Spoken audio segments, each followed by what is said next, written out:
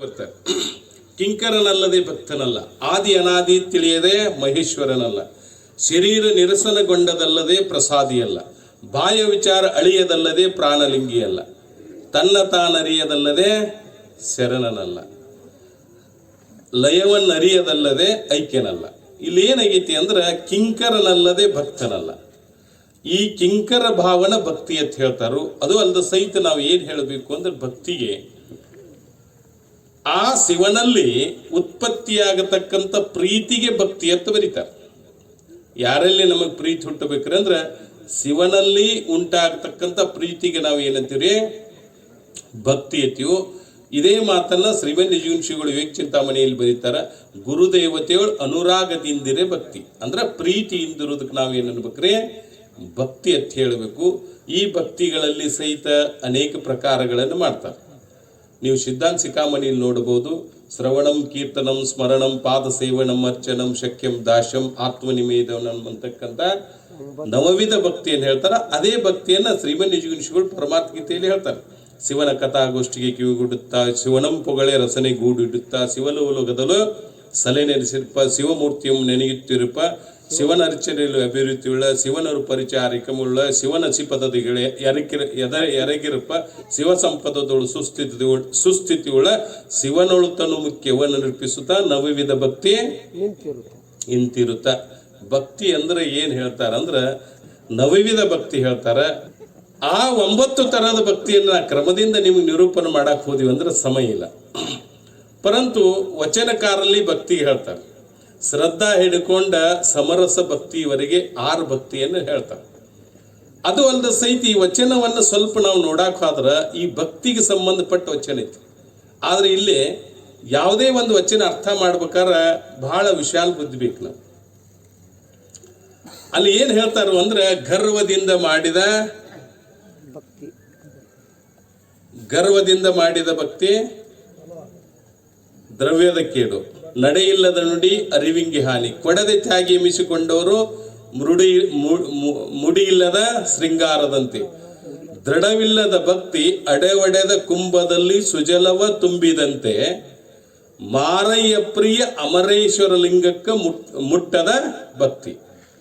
ಇಷ್ಟು ವಚನ ಐತಿದೆ. ಇಲ್ಲಿ ದ್ರವ್ಯದಿಂದ ಮಾಡಿದ ಭಕ್ತಿ ಗರ್ವದಿಂದ ಮಾಡಿದ ಭಕ್ತಿ ದ್ರವ್ಯದ ಕೇಡು.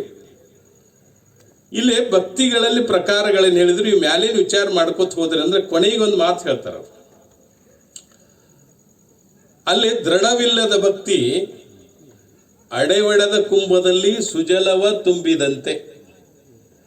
ಇಲ್ಲಿ ಭಕ್ತಿ ಈ 3 ಉದಾಹರಣೆ ಭಕ್ತಿಗೆ ಕೊಟ್ಟಾಗ ವಚನಗಳಲ್ಲಿ ಒಂದು ವ್ಯವಸ್ಥೆ ಇರ್ತದೆ. ನೀವು ಅರ್ಥ ಮಾಡುವಾಗ ನೋಡ್ರಿ, ಕೊನೆಯ ವಾಕ್ಯದಲ್ಲಿ ಆ ಎಲ್ಲ ದೃಷ್ಟಾಂತಗಳ ಒಂದು ಸಮರ್ಥ ಆಗಿರ್ತಕ್ಕಂಥ ಪರ್ಯವಸಾನ ಇರ್ತದೆ.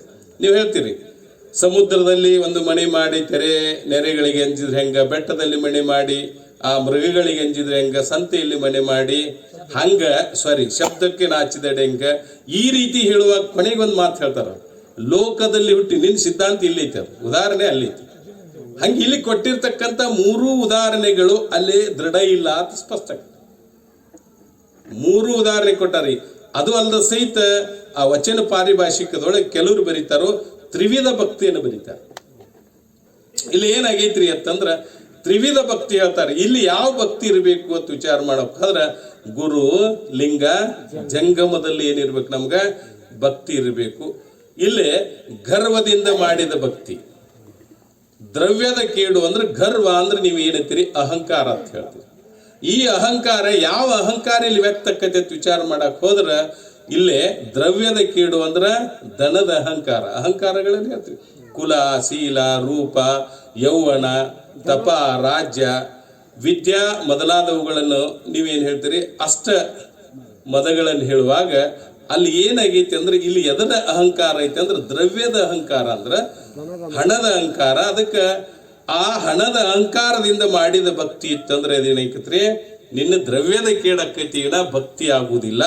ಯಾರಿಗೆ ಹೇಳಬೇಕು ಅಂದ್ರೆ ಮ್ಯಾಲೆ ಗುರುವಿಗೆ ಹೇಳ್ಯಾರು, ನಂತರ ಲಿಂಗಕ್ಕೆ ಹೇಳ್ಯಾರು, ನಂತರ ಜಂಗಮಕ್ಕೆ ಹೇಳ್ಯಾರ. ವ್ಯವಸ್ಥೆ ತ್ರಿವಿಧ ಭಕ್ತಿ ವ್ಯವಸ್ಥೆ ಐತಿ.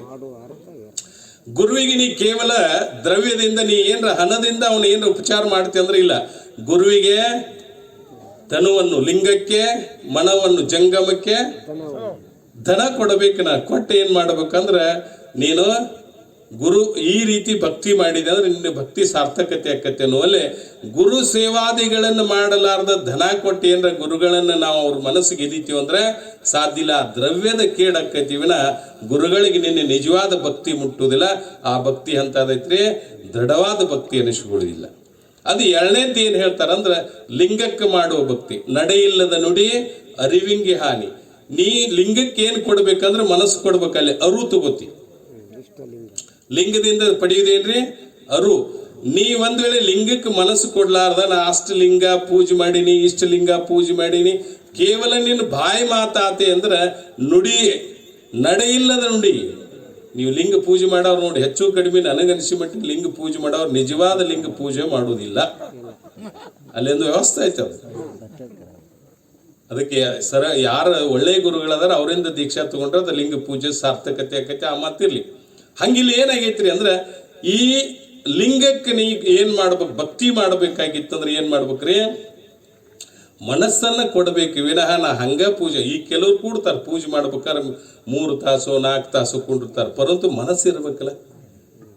ನಡೆಯಿಲ್ಲದ ನುಡಿ ನಿನ್ನ ಅರು ಬರ್ಬೇಕಲ್ಲ. ಲಿಂಗದ ಮನಸ್ಸು ಕೊಟ್ರೆ ಅರು ಬರ್ತೈತಿ ನಿನಗ. ಲಿಂಗಕ್ಕೆ ಮನ ಮುಟ್ಲಿಲ್ಲ ಅಂದ್ರೆ ಅರು ಹೆಂಗ್ ಬರ್ತೈತಿ? ಅದ ಸರಿಯಾದ ಭಕ್ತಿ ಏನ್ರಿ? ಅಲ್ಲ. ಕೊಡದ ತ್ಯಾಗಿ ಎನಿಸಿಕೊಂಡವ್ರು ಜಂಗಮಕ್ಕೆ ಏನ್ ಕೊಡ್ಬೇಕ್ರಿ?